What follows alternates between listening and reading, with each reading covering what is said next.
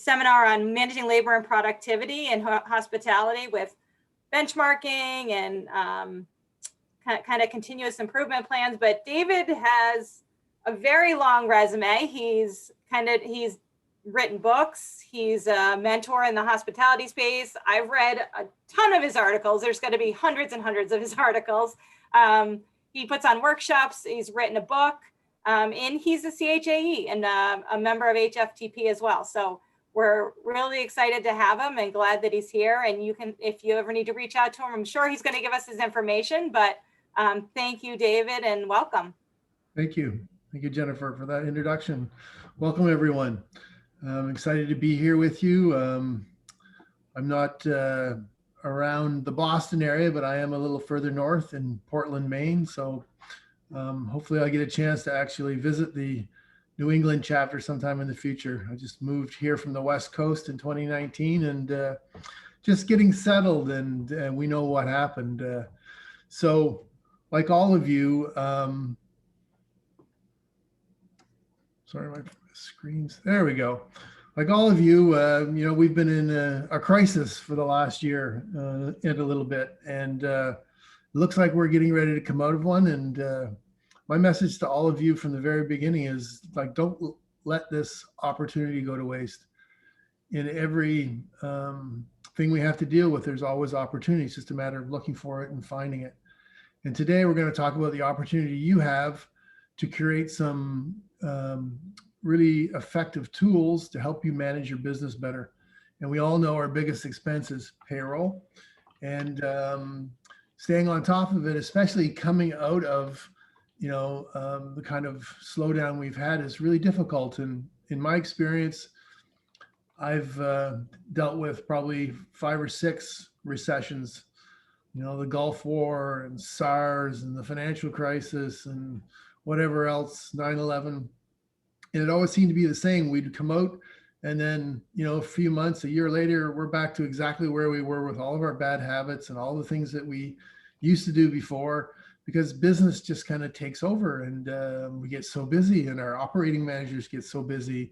And then before you know it, you know, we're back in the same kind of position, and we never seem to learn anything or change in a permanent state. So let's take this opportunity of this crisis and change that.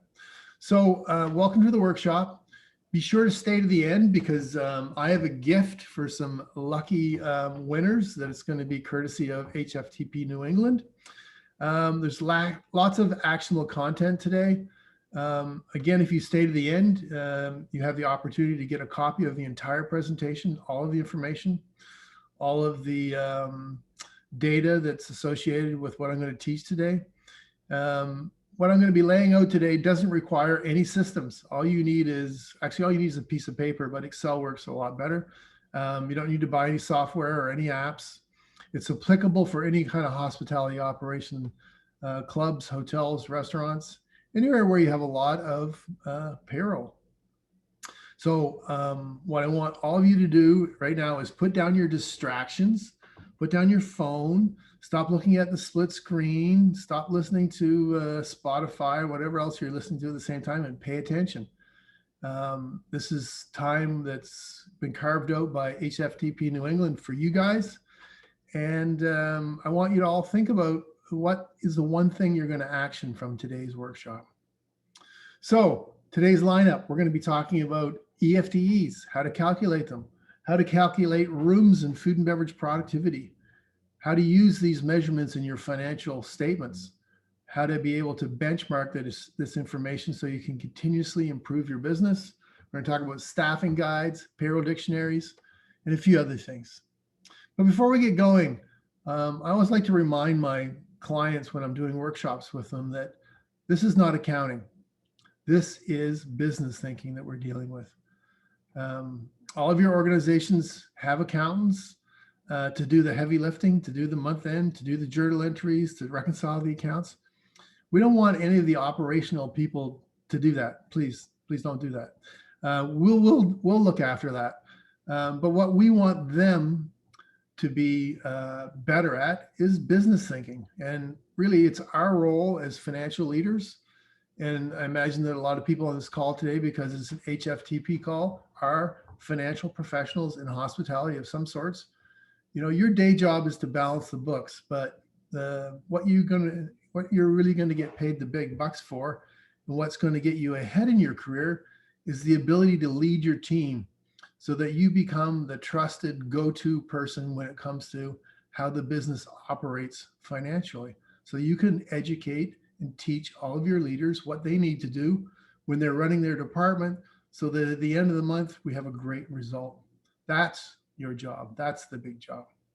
So what is productivity? Well, productivity is simply dividing the output, the number of units we produce, by the input, which is the number of hours worked. And it's used in a lot of industries, and it's also used in hospitality. Nowhere near as much as it should be or could be. But I know I came from a company that came from the railway business back at the turn of the last century. And the company was run by accountants, and we had measurements for everything. And they were fascinated with productivity. So I grew up on this stuff, and I thought, well, everybody uses this stuff. But when I started my own business about 8 years ago, I realized how many hospitality organizations have no clue what productivity is. So a famous economist coined this phrase. He said, you cannot manage what you cannot measure. And that basically means that you don't know whether you're being a success or not unless you can define and track your results. And that's exactly what we're going to show you today, how to define and track. A couple of other economists chimed in on that. Pearson said that which is measured improves, and it improves exponentially when it's reported on. So we can report on productivity.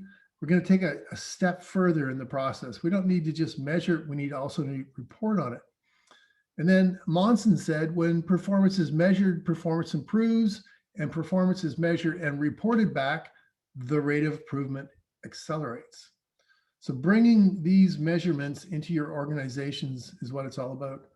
And I can tell you from experience, the first time you introduce these ideas to some of the people you work with, they're going to be like, what are you talking about?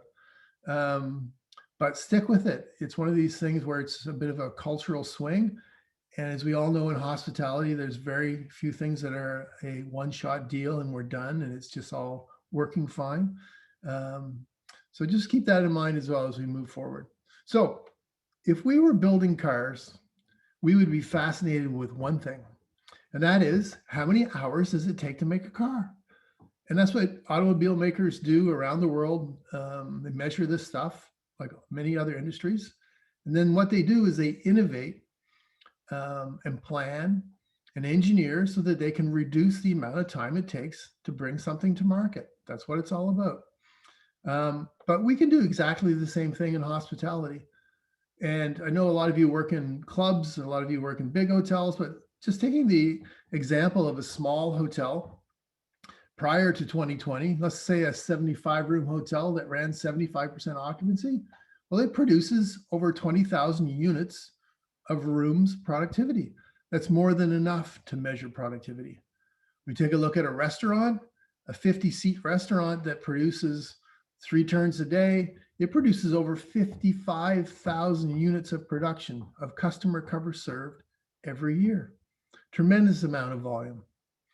Can you just imagine if it's a 500-room hotel with multiple outlets? We got all kinds of things going on.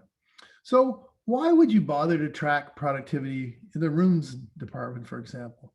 Well, in a former life, I measured a lot of different statistics inside of a company that had about 80 hotels. And one of the things we measured was rooms productivity. And it ranged from a high of 1.42 hours per room occupied, a low of 1.42, all the way to a high of 2.09. And that's about a 35% variance. And we had the same standards in all of our hotels. And the footprint for most of our hotels was pretty much the same. So you got to ask yourself, what's going on to make that such a wide variance? In limited service, your productivity is a lot better. It's probably closer to an hour per room occupied. But with that 75-room hotel producing 20,000 units, a 5% improvement in productivity is worth $25,000 a year. And that's just from one department, housekeeping. And what if it was 10 or 20% we could improve the productivity? What if we could do that in many different areas of the business? That's what it's all about. And with productivity, the opposite can happen if we're not measuring it. We can go the other way without even knowing it, and decrease our productivity. So same goes with food and beverage. In my former life, our food and beverage productivity, the hours per customer cover served, ranged from a low of 0.52 all the way to a high of 0.94, almost 100% difference. You got to ask yourself again, why would there be such a wide variance in productivity? And again, a 5% improvement in that 75-seat restaurant, their 50-seat restaurant that does 3 turns a day is equal to $69,000 in savings. And that's just 5%. What if it was 10 or 20 or 30%? And that's just from the service side of life. Nothing to do with the kitchen or the cleaning efforts. So to start things off, we're going to talk about how to calculate EFTEs and how to calculate productivity. And they're 2 different things. So think about EFTEs and productivity like a speedometer and a tachometer in your sports car. Your car can be going really fast and the engine is not going that fast. And the opposite is true, is that your engine can be going really fast and your car is not going that fast. But you need both of those instruments to be able to figure out how well you're managing driving that car. Same with productivity and EFTEs inside of the hotel. So what is an EFTE? Well, it's a acronym and it stands for equivalent full-time employees. Some businesses call them FTEs. It's the same thing. But what it allows us to do is see through the number of employees so that we can look at the effective full-time employees. So we all know in the hospitality business, we have all kinds of different employees. We've got hourly, we've got salary, we've got management, we've got part-time, we've got seasonal workers, we've got weekend workers, we've got overnight workers, we've got contract labor, we go on and on and on. All of that doesn't matter with EFTEs because all we're looking at is the hours worked, not the hours for vacations or for holidays, hours worked. And an hour is an hour is an hour, whether it's an overtime hour or a regular time hour or a double time hour. 1 hour is 1 hour. And here's the math. So we all know in our Western world that 40 hours a week defines a full week of work. We all know there's 7 days in every week. We simply divide 40 by 7 and we get the daily equivalent EFTE of 5.714. That's the magic number. From there, we multiply it by the number of days in the month, 28, 30, or 31. If we're talking about 31, it's 177.1 hours equals 1 EFTE for a month like January. And then for the year, we take the same magic number and multiply it by 365, and we get 2,086 for a regular year and 2,092 for a leap year. And then a lot of people may ask at this point, well, how is it useful? Well, can you imagine if we had a hotel and someone told you, well, at the front desk last year, we worked 9,256 hours, all the employees all together. That's how many hours they worked. Well, how many EFTEs is that? Well, if we do the math and divide it by 2,086, it's 4.4 EFTEs. And this is where benchmarking comes in. Could you imagine if you had 80 hotels and they all have a front desk? We can start measuring how effective those hotels are with their staffing compared to their size very easily with a little bit of math in Excel. So it allows us to compare similar data in a very concise format. Because if I say we had 9,256 hours, you kind of go, okay, well, tell me more. But if I say we had 4.4 EFTEs, and then I compared that to another hotel that had 10,256 hours and they have 4.9 EFTEs, now we can compare them much more efficiently. So EFTE math, how do we do these calculations? Well, in this example, we're talking about a housekeeping department.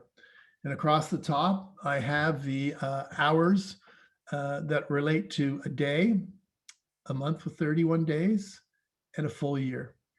And in the EFTE exercise, we have a theoretical housekeeping department that worked 222 hours on the 15th day of January. So the question is, how many EFTEs is that? Well, in order to figure that out, all I need to do is divide the 222 by 5.714, and I can see that it's 38.9 EFTEs. For the month, we worked 5,926 hours. Well, how many EFTEs is that? I just need to divide it by 177 hours, and I get 33.5 EFTEs.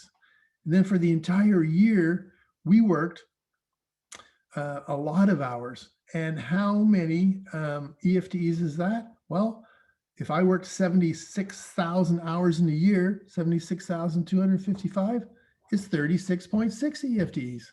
So right away, I've got a very concise way of looking at each one of my departments inside of the hotel. So that's EFTEs, straightforward calculation.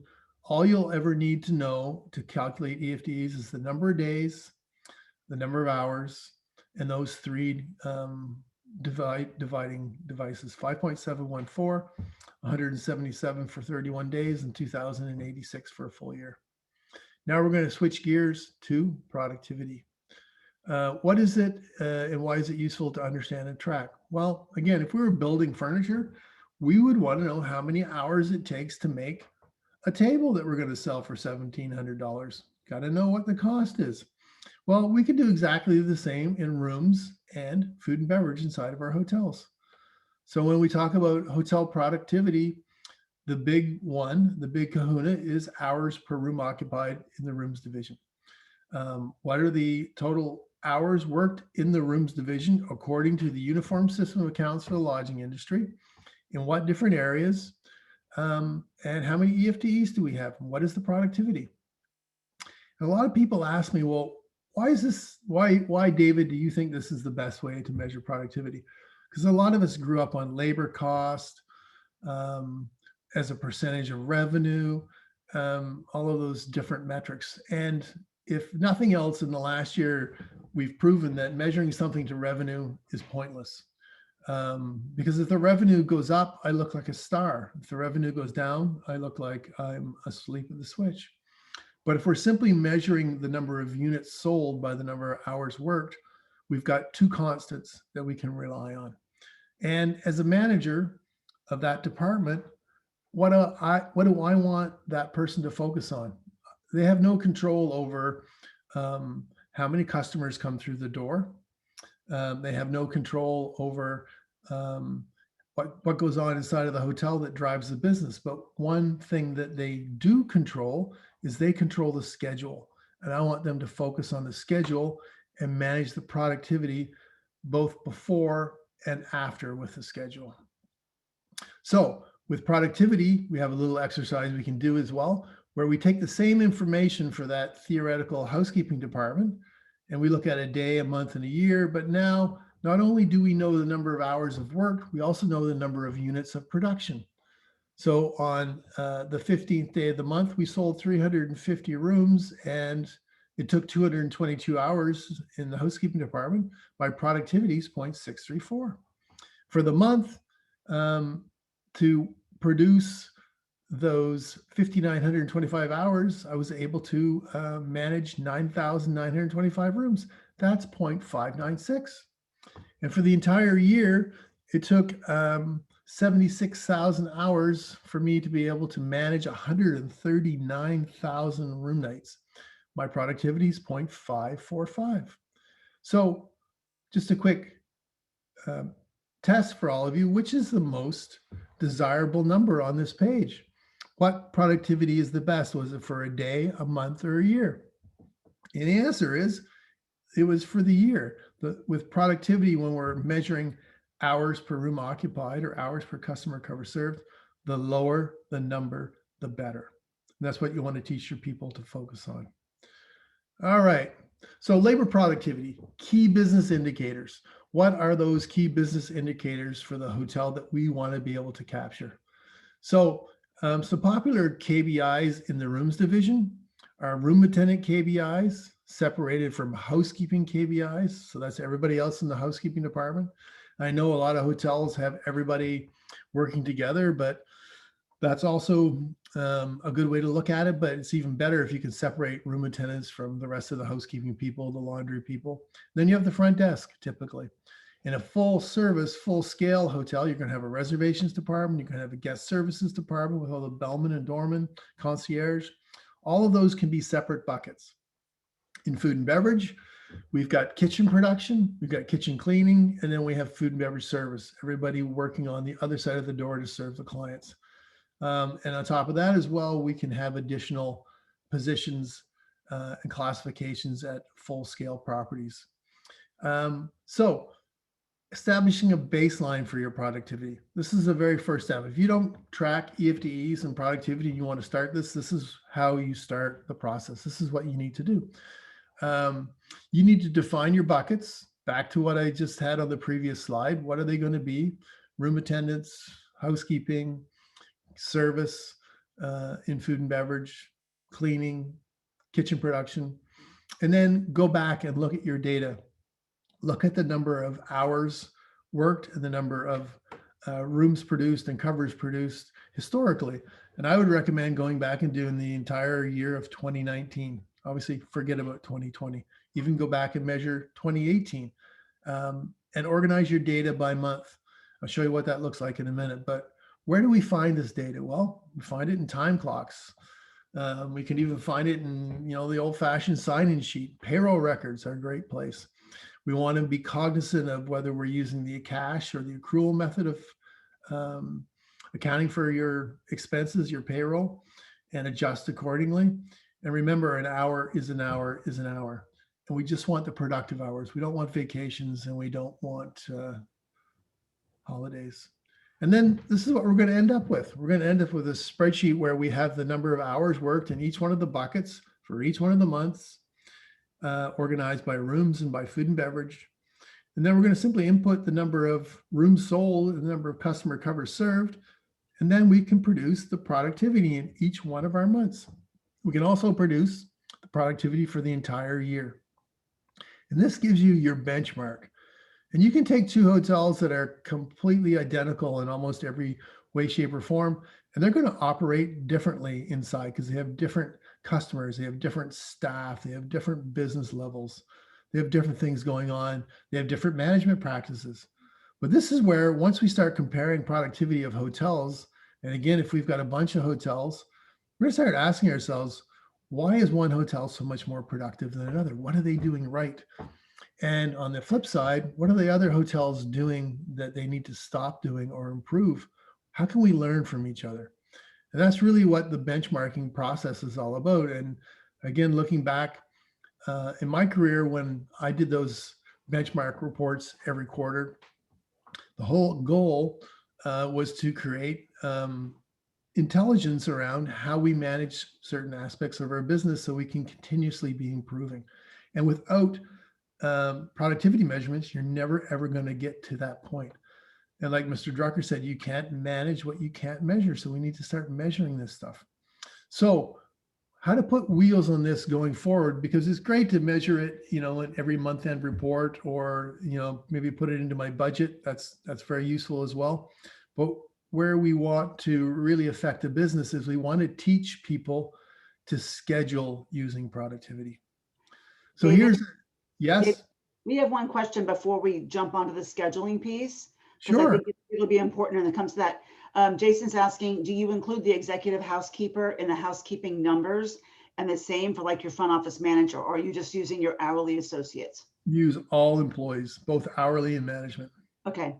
And you can even set it up. And I have tools. If you go to my website and you request my rooms productivity tracker, I have it all broken down between management and hourly for a completely large full service hotel. So you definitely want to track the managers and the hourly people, because when you're comparing those hotels, you're going to find that one hotel is really kind of a little bit overweight when it comes to managers. Why do they have so many people? Oh, okay. Well, they do things differently over there. Okay. Well, that's the kind of information we want to uncover so we can figure out how to do it better. Okay. So here's an actual schedule that I developed with a client. And they broke out their buckets in the housekeeping department between the room attendants and housekeeping, just like most people do. And here's their actual schedule for a week. And as you can see, we've got the room attendants, and then on top of that, the housekeeping people. And then we've got 7 days. We've got the occupancy that we're anticipating every single day.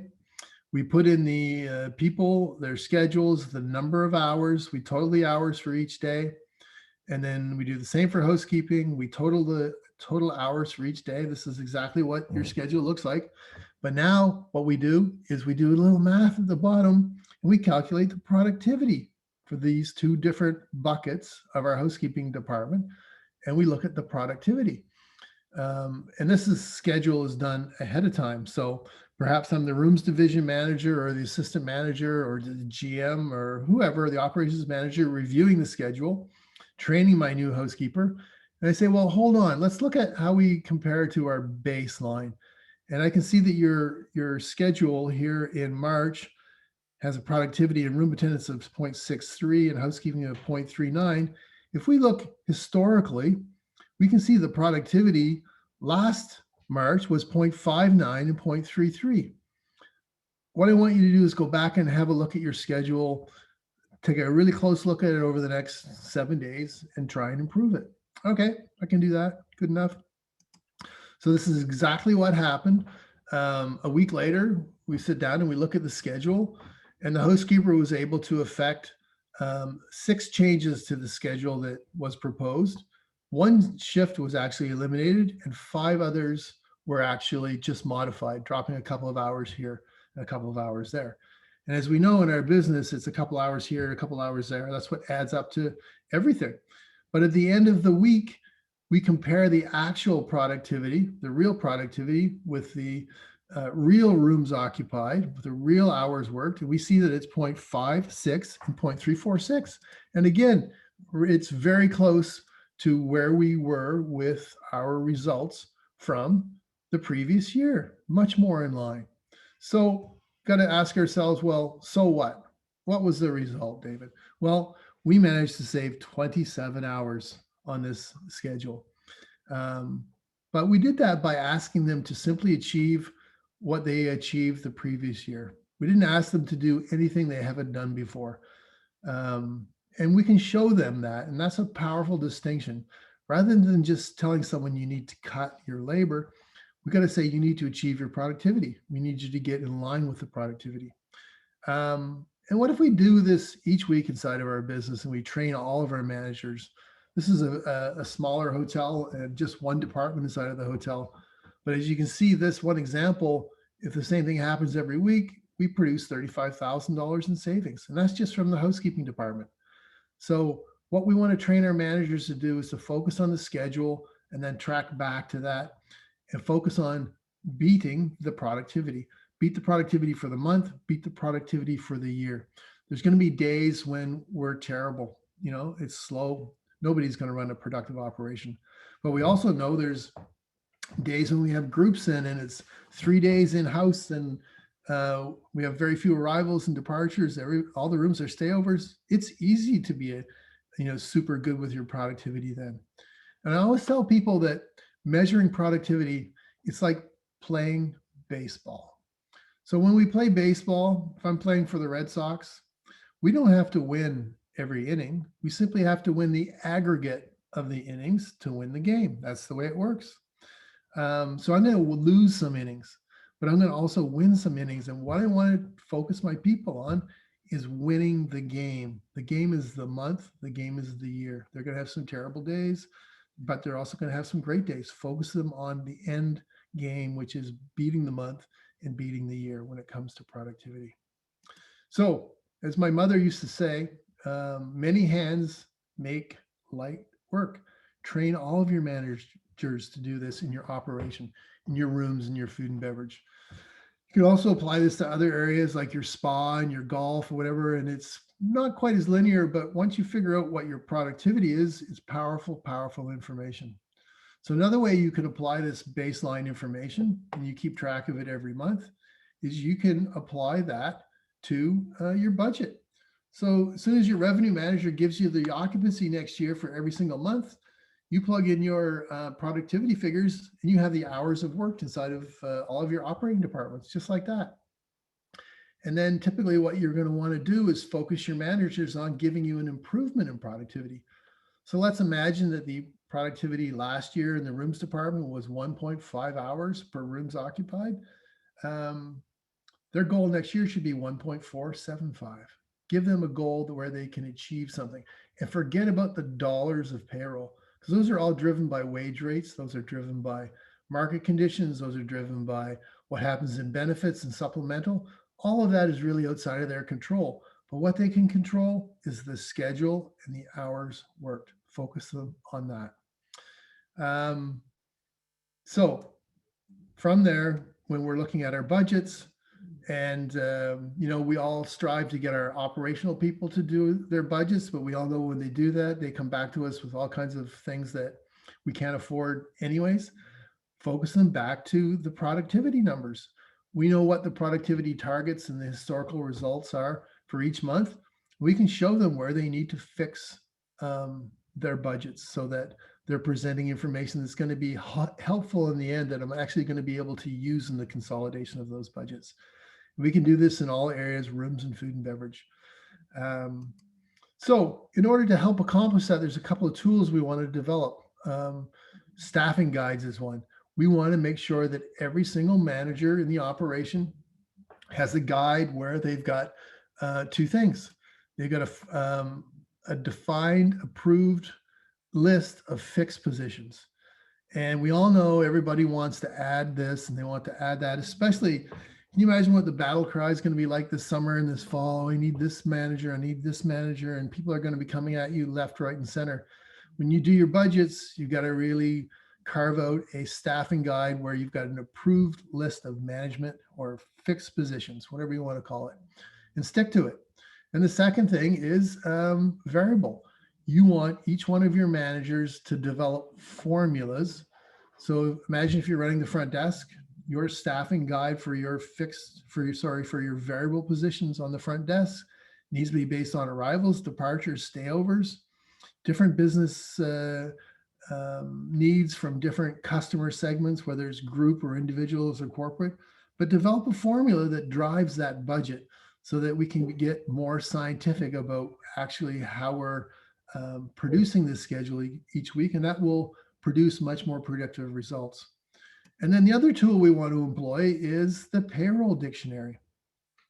This is what it used to look like before it ended up in the uniform system accounts for the lodging industry. But we all have a source to go look at where different positions get charged to different areas of the operation based on their title.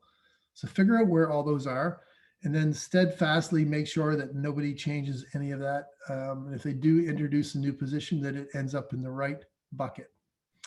So other thing we can do with this information is we can include it and report it on our financial statements. And I would really recommend for all of you that use any kind of a product like M3 or whatever, this is so easy to do, because really all you end up doing is another journal entry every month where you import the hours for the various different buckets.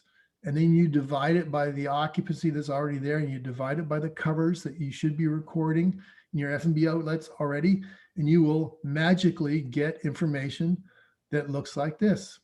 You'll be able to see the actual number of EFTEs, the hours worked, the productivity, and the average rates of pay for every single one of your buckets. And again, this is all stuff before benefits and before any other kind of payroll that affects the overall profitability. We can't control that. They can't control that. What we want them to focus on is the operating payroll. So in a lot of hotels, we'll have a result where on this page, we can actually see that the payroll for the year is 1.974 million, $70,000 over budget. It's almost 200 grand over last year. If I were to look at this, I would say this, whoever's running the rooms department in this hotel needs to find a new job. But when I actually look at the actual information, I can see that the budgeted EFTs were 35.5.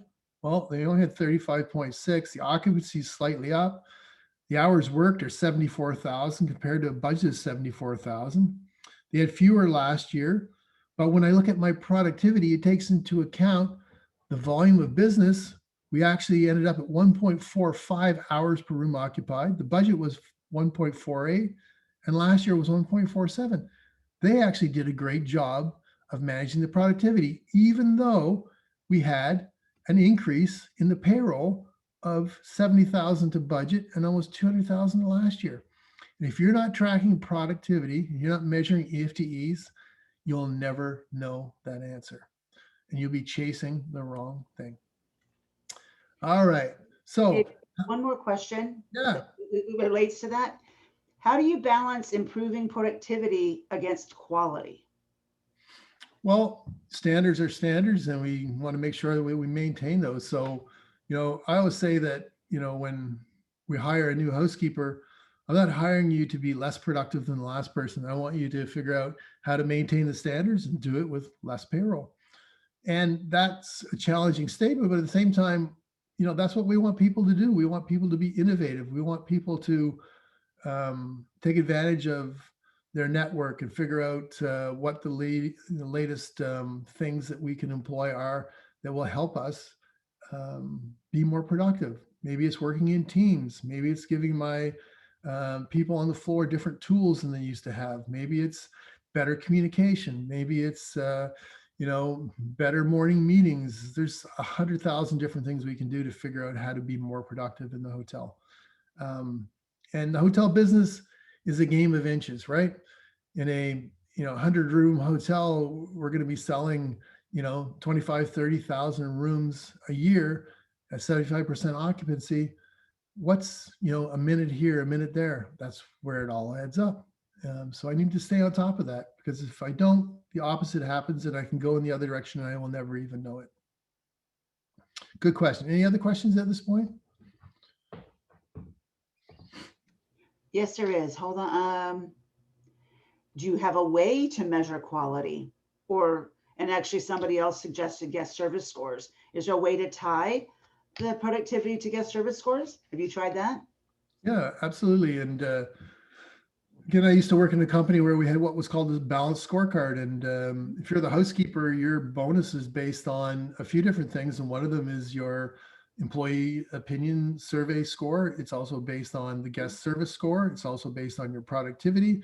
It's also based on the profitability of the rooms department. So all of those things are what's called the balanced scorecard, because I can't, throw one out and forget about it and focus on the other, thinking that it's going to, give me a paycheck or bigger paycheck. So you really need to focus on all those things. And, most hotels, that's what we're already doing anyways. We've got guest service scores. Brands insist on those things these days. Good question, though. Any other ones? Not right now. Okay. So that kind of concludes the overview of the information, and we're going to get into some other stuff here. But how else can I help you? This is kind of where I explain the other services that I offer. So I do team workshops where I come and teach your leaders this kind of information. And I'm going to show you the menu of the different workshops that I do, as well as I also teach financial leaders how to teach this to their operations people. I do one-on-one mentoring with aspiring hotel managers that want to be more comfortable with their numbers. I also do one-on-one mentoring with financial leaders that want to be better leaders and be more interactive with their hotel operational teams. I do asset management programs where I work with hotel owners and GMs to help them figure out, week by week, how to get better with their numbers. And, an asset manager is a typical feature in a lot of our hotels, but a lot of smaller hotels, they can't afford that. But I provide a very valuable service along those lines. I do hotel financial consulting on financial statement presentations and designing financial systems, going from the cash basis of accounting to the accrual basis of accounting. And again, I can't tell you how many hotels, still operate where they get one financial statement and it's in February of the following year. We can't operate a hotel like that. You have to have monthly financial statements. So I help hotels with that. Actually, I help hotel companies develop policy manuals. I've got a whole series of 33 sections, 550 different policies that I help them incorporate into their operation, working with them on the ground with that. And as I'm doing today, I speak at events.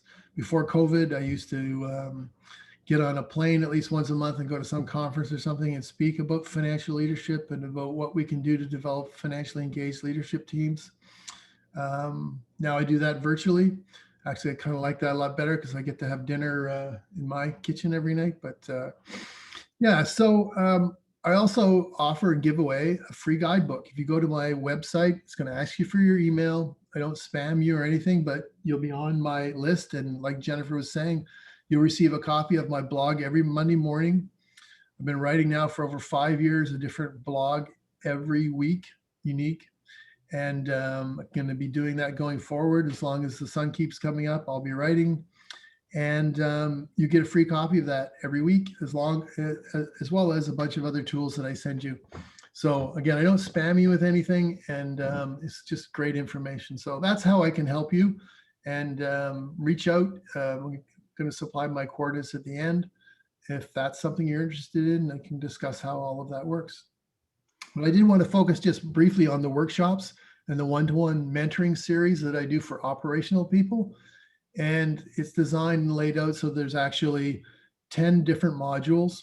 And this is designed for anyone who's an upwardly mobile manager. So, you know, in your hotel, who are the up and coming managers? Who are the managers that need the training? And that's what managers, operational people really want from hospitality, is they want someone to invest in them and develop them. And that's been that's been our hallmark in our business forever. And COVID really, kicked us in the shins and kicked us in the kneecaps and the backside, really, really bad with that. And we had to furlough a lot of people. But as we bring them back, my dream is that we do it right this time, and we invest in them, and we make them more professional, and we train them on what they need to know. It's not difficult. We just need a system. And if we do that, there's an amazing return on investment for this training. So I know when I used to be a director of finance, HR people would bring me POs all the time for training, and I would go, when am I going to get my money back? What's the ROI on this? And they would all look at me like, David, you're so mean. There's no way we can measure the return on investment for training. We just need to do it. Well, with this kind of training, you can actually measure it, because you can ask people to tell you on a routine basis, what did you find? What have you improved? We can actually track that inside of our hotel. And you realize if you can produce $100,000 in GOP savings to the owner, that's over $1 million in increased asset value you just delivered. That's what they want. So give them what they want. So the menu for the 10 different sections kind of looks like this. And again, you'll see all this if you get a copy, but we're talking do different workshops on financial leadership, business principles, why we do what we do, how to read financial statements, deep dive inside of a hotel P&L, what it all means. A module kind of like the one we did today on managing and labor and productivity, an even deeper dive. Also, we talk about how to do that with expenses, cost of goods and food and beverage controls, hotel business strategy, how does it all come together, financial analysis, how to do return on investment analysis, and then being an effective leader with the numbers, because the numbers are powerful. And if they're given to the wrong person, they can lord it over their managers and make them feel really unsure and uneasy about the numbers. And we don't want to do that. Numbers are just a way for us to keep score, and we want to have good leadership practices. So that's an important part of my workshops as well. So with that, I'm going to move to the exciting part of today's presentation. And Let me ask you one more question that came up, David, before you go to our fun part today. Do you typically work with independent hotels or hotels without management companies? I work with, I've got a customer that's got a 6-room bed and breakfast in Napa, and I've worked with hotels that have 1,400 rooms, and they're branded, fully service managed hotels, resorts. I would like to say that, the typical client that hired me probably has a 250-room hotel, and it's probably franchised, and they're not happy with their management company. But I've also worked with some big brands, and I've worked with some independent owners that don't even have management companies. Okay. Thank you, though. All right, so just for the participants of the call today, it's a special gift, and it's brought to you as a thank you from HFTP New England chapter, and it's a special offer for the participants today. And what I'm offering is 4 complimentary workshops on financial leadership. So a different topic than what we talked about today, but it's why would you want your managers and why would they want to be financial leaders? What's in it for them? What's in it for your business? How we can look at the role of the director of finance and how we influence people differently. And it's a complimentary 30-minute workshop, and you can have between 5 and 25 participants. And all you need to do to qualify for this giveaway is email me right now at david@hotelfinancialcoach from your work email with your name, your title, and your hotel's name. If you do that, and if you're one of the first 4 people to do that, I will send you a link to my schedule so we can book the time to do your workshop. And I'll take it all from there. And I would enjoy presenting to you some really great data and information on hospitality financial leadership, because really, the number one skill that hotel managers, both operational and finance, need to have is financial leadership. It's financial acumen. That's what's going to get you ahead in your career, is being able to deal with people around the numbers and getting them to do what you want them to do more efficiently. And at the end of the day, we're all here because of the desire we have to be better leaders, better communicators. I'd love to be able to help a lot of you with that. So take advantage of that. And with that, I want to say thank you. There's my coordinates. If there are any other questions or comments, even questions and comments from the steering committee, please feel free to jump in. I don't see anything right now, but if anybody wants to ask a question directly, you can unmute yourself and ask David your question directly if you like. One other thing before we sign off, or there's more questions, is if you're not a member of HFTP, and especially if you're not a member of the New England chapter, you should really consider signing up. Before COVID, we had, and I've visited a lot of different HFTP chapters on the West Coast and Canada and all over the place. And it's a great organization. And our annual high tech meeting and the controllers conference, it's a great way to get involved and learn more about how you can be better at your job and how an association can support you in that endeavor. And I know when I did my CHAE like 15 years ago, I was really happy and really proud to get that designation. And it took a little bit of work, not a tremendous amount, but I had to study. I studied every morning on the train one winter in Toronto going to work. But getting that certification was a big deal, and it's really helped my career. And that's really what it's all about, is investing in yourself.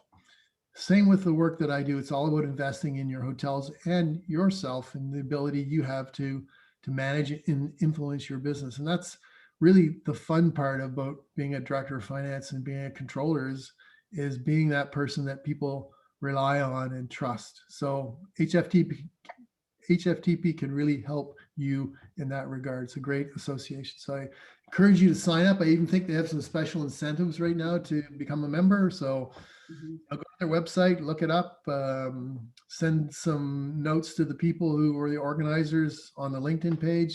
They can help steer you, I'm sure. Okay. Got several. Thank you, David. Great talk. Excellent. Yes, thank you. You're very welcome. It was a pleasure. Hopefully we can do it again and we can talk about something else next year or something, perhaps. Maybe in person. Yes, wouldn't that be fun? I heard you're putting on a cruise. I could talk on the boat. There you go. Excellent. All right. It's a cruise in Boston Harbor, so that's generally our June thing. Somebody else is asking. Don is asking, have you used this with the evaluation of seasonal employees?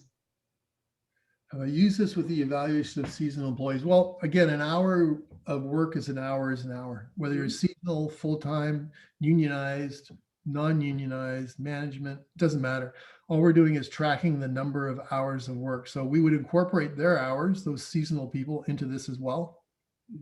It's obviously going to influence our productivity simply because we're including that number in the inputs. So everybody's included in it. And hopefully that answers the question. It did. Okay, cool. All right, well, good luck, everyone. Hopefully the recovery that we're seeing continues. I'm confident that it will. It's going to be some bumps in the road along the way, obviously, but hopefully in a few months, things will start to really take a hold. And by this time next year, you know, we should have a lot of wind in our sails. And we'll be sharing this slide deck as well as the recording with everybody that registered. So you can be on the lookout with that, because I already know that I'm going to be sharing this. I'm in a country club, but it's still relevant in several areas. And I'm going to be sharing it with several people who they want to get it, but they don't yet. It's because honestly, it's not that common in country clubs right now. So I'm looking forward to sharing this with them. Good. Yeah, in my experience, like I mentioned earlier, you know, in the beginning, it can be challenging to introduce this, to get their attention long enough.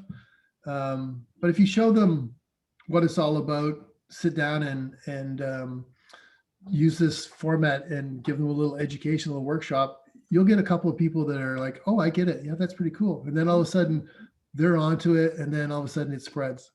And, you know, that's really a big and great thing when it happens inside of our organizations, when people start to get excited about things. Okay. Yeah. All right. Well, everybody have a great evening, and we'll see you soon. All right. Thank you, David. You're most welcome. My pleasure.